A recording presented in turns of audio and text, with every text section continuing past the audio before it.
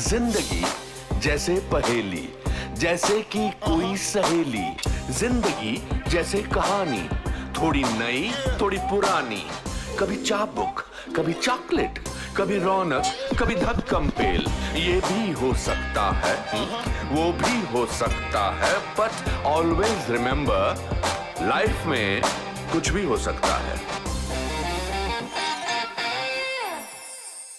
दिल्ली में मैंने कई चीज़ें करना शुरू की, जैसे कि एक एलिट करके मॉडलिंग एजेंसी है, वहाँ पे मैंने अपने कुछ पिक्चर्स दिए जो कितने अच्छे नहीं थे। फिर उन्होंने मेरे पिक्चर्स करवाए, उन्होंने कहा ठीक है तुम्हारे कर्ली बाल हैं, कभी कभी ऐसी रिक्वायरमेंट आती है कर्ली बालों की तो हम तुम्हें भेज दिया करेंगे ऐसा वैसा।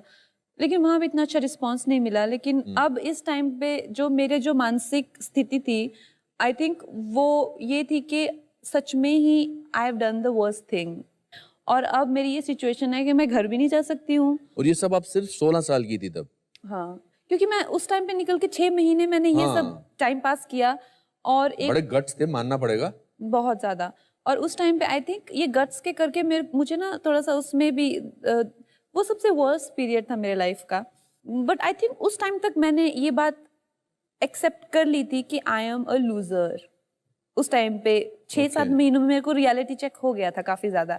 और मेरे मम्मी पापा को भी लोगों ने इस तरह से बातें करना शुरू कर दिया था कि इनकी लड़की भाग गई है। सोसाइटी ने बायकॉट कर दिया था, जो उनकी अपनी सोसाइटी थी। फिर एक दिन ऐसे मैं अपनी किसी फ्रेंड के साथ में दिल्ली घूमते घूमते इंडिया हैबिटेट सेंटर चले गए।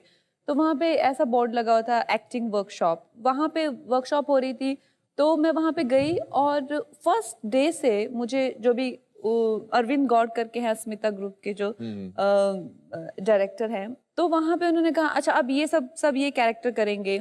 तो मैंने वो कैरेक्टर कर दिया, जैसे कुछ का भिखारी करेंगे, अब सब ये बनेंगे, अब सब जो बेसिक लेवल की जो वर्कशॉप होती है करते। तो उनको कहीं जाना था, तो उन्होंने कहा कि तुम्हारा नाम क्या है, आगे आ जाओ। तो मैं आगे आ गई। तो मुझे कहा तो अब तुम इन सबको ये लिस्ट में जो भी है वो सब करवाओ। तो मैंने सोचा इतना मुझे इम्पोर्टेंस मिल रहा है, मैं तो आते क्लास में मॉनिटर बन गई यहाँ पे। तो उस टाइम पे मुझे वो एक होता ना एक फेवरेट प्लेस बन जाना तुम्हारा, कि उस एकदम लूजर फेज से मुझे ऐसा होने लग गया कि मैं अब कब मैं एक्टिंग वर्कशॉप पे जाऊं। तो मुझे वहां पे बहुत ही एक सुकून मिलता था। तो फिर उसके लिए मैं काफी रेगुलर हो गई। 5-6 महीने पे इनफैक्ट मुझे बैक स्टेज पे रखा गया। फिर लास्ट मिनट पे एक कोई एक्टर नहीं आया, मेल एक्टर कोई नहीं आया। तो फिर से वो मेरे गुरु ने तुम इसको मुझे लगा दो। तो मुझे 6 महीने में स्टेज पे भेज दिया, जबकि तो आपका पहला रोल एक मर्द का था, मुझे लगा के। मर्द का था। आई थिंक माधवी करके प्ले का नाम था, माधवी। और कहीं ना कहीं आपको ना जिंदगी में लोग ऐसे मिलते हैं फरिश्तों की तरह, जो कि आपको एक तरह से रास्ता दिखा देते हैं। आई थिंक अरविंद सर उनमें से एक है। तो फिर बट इस दौरान, इस उम्र में you were not interested in boys, लड़कों में कोई ज्यादा इंटरेस्ट नहीं था, या था कोई आपका? नहीं, इस टाइम पे मुझे लड़कों में इंटरेस्ट था जब मैं स्कूल में थी और पेरेंट्स से मनी मिलती थी और ये वो, तो उस टाइम पे था। लेकिन इस टाइम पे मेरे क्राइसिस थोड़े ज्यादा अच्छा बिगर लेवल पे थे। तो उस टाइम पे मैं काफी डिप्रेस्ड और काफी ऐसे इन चीजों में मुझे बिल्कुल एक तरह से रुचि खत्म ही हो गई थी। और तो इस दौरान कब आपने डिसाइड किया कि मैं बॉम्बे आती हूँ? एक्चुअली मैंने डिसाइड नहीं किया कि मैं बॉम्बे आती हूँ। मुझे एलीट मॉडलिंग एजेंसी ने ही बॉम्बे भेजा। मैं ब्रांड का नाम नहीं लूँगी, लेकिन उसकी ऑडिशन के लिए, और एक कोई साड़ी का कैटलॉग था उसके लिए। तो उन्होंने मुझे भेजा था 1-2 दिन के लिए। उसके बाद मैं फिर वापस नहीं गई, मुझे फोन करते रह गए। वो यही रुक गई? जी। तो मैंने सोचा यहाँ पे फिल्मों के ऑडिशन बहुत होते हैं, तो यहाँ पे ही रहना चाहिए, कम से कम 1 महीना तो रहना चाहिए और फिल्मों के ऑडिशंस करने चाहिए। वहाँ पे 10-15 लड़कियां बैठी थी, तो एक एजेंट भी मुझे मिल गया। तो उस एजेंट ने मुझे महेश भट्ट के ऑफिस में लेके गया। तो वहाँ पे मैं उस टाइम में मोहित सूरी को वो मीटिंग याद नहीं है, लेकिन मैं उससे मिली हुई हूँ। तो कहते मोहित सूरी मर्डर का डायरेक्टर है, वो भी एक फिल्म बनाएगा, अनुराग बासु नाम है उसका। तो अनुराग ने कैसे आपको?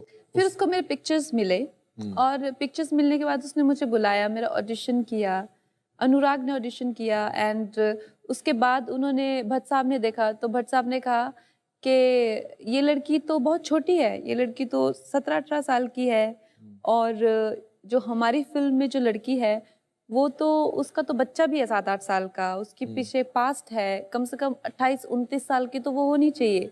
इस बात पे उन्होंने मुझे रिजेक्ट कर दिया। फिर बीच में मैंने सुना कि वो लोग उन लोगों ने ये फिल्म देखी हजारों ख्वाहिशें ऐसी, शाइनी मिश्रा आहूजा की। और चित्रांगदा की। हाँ, तो उन्होंने शाइनी को साइन कर लिया और चित्रांगना को साइन करना चाहते थे, उनको लगा कि वो उस रोल के लिए ठीक है, तो वो बात वहीं पे ख़त्म हो गई। फिर 1-2 महीनों बाद अनुराग का फिर से डेस्परेटली फ़ोन आया, कहता हम लोगों को तो आउटडोर पे जाना है और चित्रांगदा का तो फ़ोन ही नहीं लग रहा है। I think that was the time when she decided to quit movies. तो कहता कि तो चलो चलो तुमको ही अभी तुम्हारे को कुछ थोड़ा एज वेज मेकअप करेंगे और तुम्ही को दिखाएंगे। तो मैंने कहा ठीक है। So then that's how I got Gangster. Fantastic. Yeah. That's why we say कुछ भी हो सकता है। कुछ भी हो सकता है। How wonderful. तो अभी आपने घर वालों को इन्फॉर्म कर दिया कि मुझे फिल्म मिल गई? घर वालों को इन्फॉर्म कर दिया, फिल्म मिल गई। अब वो और भी दुखी हो गए। मैंने सोचा उनको कुछ तसल्ली मिलेगी, लेकिन वो और भी दुखी हो गए और कहते किसकी फिल्म मिली है? मैंने कहा जिसने मर्डर बनाई थी। अरे वाह। अच्छा, तो कहते तो तुमसे भी वैसे सीन करवाएंगे? तो मैंने कहा नहीं नहीं, वैसे सीन ही नहीं है, वैसी फिल्म ही नहीं है और बिल्कुल अलग फिल्म है, गैंगस्टर की कहानी है। और ये वो मैं कहते तो हीरो कौन है? मैं कहा हीरो इमरान हाशमी।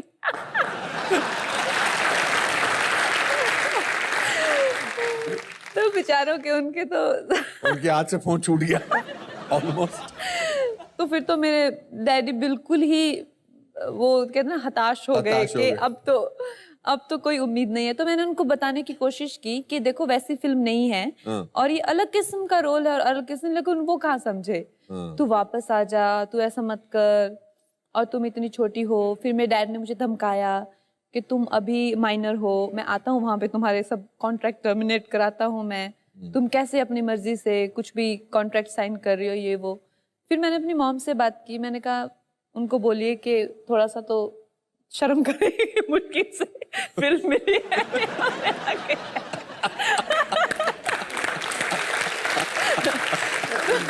इस पूरे दौरान जब आप बॉम्बे में 2005 से 2008 तक, आपकी ड्राइविंग फोर्स क्या थी? मतलब आपको किस चीज ने बरकरार रखा कि मैं कुछ ना कुछ करती चली जाऊंगी? आई थिंक कई एलिमेंट्स होते हैं। एक टाइम पे कुछ लोग थे जो कई बार इस तरह से अपोनेंट्स भी होते हैं जो कि आपको नहीं चाहते हैं आप सक्सेसफुल हो। वो भी आपका ड्राइविंग फोर्स बन सकते हैं कि आप चाहते हो कि हम गिर जाएं, अब तो हम नहीं गिरेंगे। फिर कुछ पेरेंट्स भी हो जाते हैं। और मुझे मेरा फ्लैश फॉरवर्ड गया कि एक दिन मैं भी बैठा हुआ बोल रहा हूँ कि मैं 8 साल से काम ढूंढ रहा हूँ, तो मैं बीच पर, सड़कों पर, प्लेटफॉर्म पे अकेला बैठा रहता था और वो मेरा ड्राइविंग फोर्स था। जी। फिर फैशन आई। जी, फिर फैशन आई। उसमें मैंने जब वो फिल्म देखी थी, मैं किस बात से बहुत फैसिनेटेड हुआ था कि आपने मॉडल की तरह चलना बड़ा अच्छा सीखा था। बाकी तो एक्टिंग बहुत अच्छी की थी। How did you train that walk and be a perfect model? पहले तो मैं करना ही नहीं चाहती थी फैशन, क्योंकि मैं गैंगस्टर वो लम्हे में हमेशा लीडिंग एक्ट्रेस रही थी, टाइटल रोल हमेशा इस तरह से मैंने, जैसे क्वीन और रिवॉल्वर टाइप से। फैशन में इतना छोटा रोल था मेरा, तो मैंने उस पर बहुत मेहनत की। मैं घर पे भी हील्स पहन के वो कैट वॉक, या चाहे ड्रग एडिक्ट के सीन, सिगरेट कैसे पीना या कोकेन कैसे करना, उसके बाद क्या इफेक्ट होता है, तो उसकी रिसर्च करना, फिर कोकेन एडिक्ट से मिलना, कैसे विड्रॉल सिम्टम्स होते हैं, कैसे क्या लगता है तुम्हें जब तुम करते हो, उसका हाई कैसा होता है, लो कैसा होता है। तो इतना डीप रिसर्च किया, बिकॉज कहीं ना कहीं मुझे पता था वो मेरा लास्ट चांस था। अगर मैं फैशन में नहीं कर पाती थी तो जिस तरह से मेरा ग्राफ जा रहा था वो नीचे ही आ रहा था गैंगस्टर से। फिर 2008 में आई fashion. That was a turning point. हाँ, fashion was a turning point. And you got the national award for that. I got national award. और नेशनल अवार्ड मिलने के बाद आपको एक किसी बहुत बड़े स्टार ने कहा कि अब आपको नेशनल अवार्ड मिल गया है, अब आपका करियर गड़बड़ हो जाएगा। जी। क्या बोला था उसने? आई थिंक वो भी एक आई थिंक महिला थी या पुरुष थे मतलब? पुरुष। अच्छा, तो जिस बता तरह नहीं सकती कौन थे? बताइए ना। अरे बताइए ना। नहीं नहीं, मेरे दोस्त ही हैं, मेरे शुभचिंतक ही हैं। ऐसा नहीं कि वो मुझे किसी तरह से गुमराह कर रहे थे या किसी तरह से कुछ टॉन्ट कर रहे थे। वो मुझे बहुत अच्छी कोई सलाह दे रहे थे कि जिस तरह से लड़कियों की पोजीशन है इस इंडस्ट्री में, 2 गाने करो, थोड़ी कमर हिलाओ, 2 डायलॉग बोलो, वो भी अगर कहा जाए तुम्हें, और साइड में हो जाओ, बस बेसिकली प्रिटी दिखो। तो इतना सा एक्सपेक्टेशंस होती हैं तुम लोगों से, इतना ज्यादा वो करने की क्या जरूरत है? तो जो एक ज्यादा एक्टिंग करने की क्या जरूरत है? उनके वर्ड्स ये थे कि तुम्हारी एक फिल्म में तुमने इतनी एक्टिंग कर ली जितनी मैंने अपनी 100 फिल्मों में नहीं की है। And he is a very big superstar. Who is it? Who is it? नहीं नहीं, I don't want to bring अच्छा, मुझे कान में बताओ कि बाद में बताएंगे क्या? ऐसा तो, और वो लड़की जो हिमाचल की लड़की है, जो इतने ग्लैमरस बैकग्राउंड से नहीं आई हैं, जो एक क्रांतिकारी की पटपोती है और मतलब ऑलमोस्ट भाग गई और फिर यहाँ पहुंची, मगर इस पूरे चेंज के दौरान एक फिल्म आती है जो इनोसेंस के बारे में, जो मासूमियत के बारे में है, जी और वो पूरे देश पर छा जाती है, और उस फिल्म का नाम है क्वीन, जी और वो 100 करोड़ से ज्यादा बिजनेस करती है। जी। तो इसका मतलब मासूमियत तो बरकरार है। जी बिल्कुल बरकरार है, और इस फिल्म से ये भी आई थिंक प्रूव होता है कि बिल्कुल है। कंगना का जो खुद का कैरेक्टराइजेशन है, जो अभी आपने अपनी कहानी मुझे बताई, और क्वीन के कैरेक्टर की जो कहानी है, जो जिस तरह की वो लड़की है, उसमें कितनी सिमिलैरिटी है? आई थिंक मैं ये नहीं कहूँगी कि मेरे लिए एलियन वर्ल्ड था, हाँ। या मेरे लिए, मैं उस स्पेस से आती हूँ जहाँ पे ओवर प्रोटेक्टिव पेरेंट्स या ओवरली प्रोटेक्टिव ब्रदर्स, तो उस तरह का सिनेरियो से ही हूँ मैं। लेकिन मुझ में कॉन्फिडेंस इशू कभी नहीं रहा। जैसे कि आप मेरे और मेरे डैड की इंट्रैक्शंस को भी दिमाग में रखिए, या पहली बार जब मैं गैंगस्टर के लिए कोरिया गई थी, तो मैं वहाँ पे इतनी कंफर्टेबल थी जितनी कि मैं मुंबई में थी, तो वो मेरा इशू नहीं रहा। जो रानी है, उसका जो मेन चैलेंज था वो सेल्फ एक्सेप्टेंस था, कि वो खुद को, उसको बहुत ही लो सेल्फ एस्टीम, जो उसका मेन कैरेक्टर का जो फ्लॉ था। तो आई थिंक अगर मेरी लाइफ पे फिल्म बनाई जाए तो मेरे कैरेक्टर का फ्लॉ होगा pride, over confidence. That's my character. तो अगर उसको, but I do understand that world.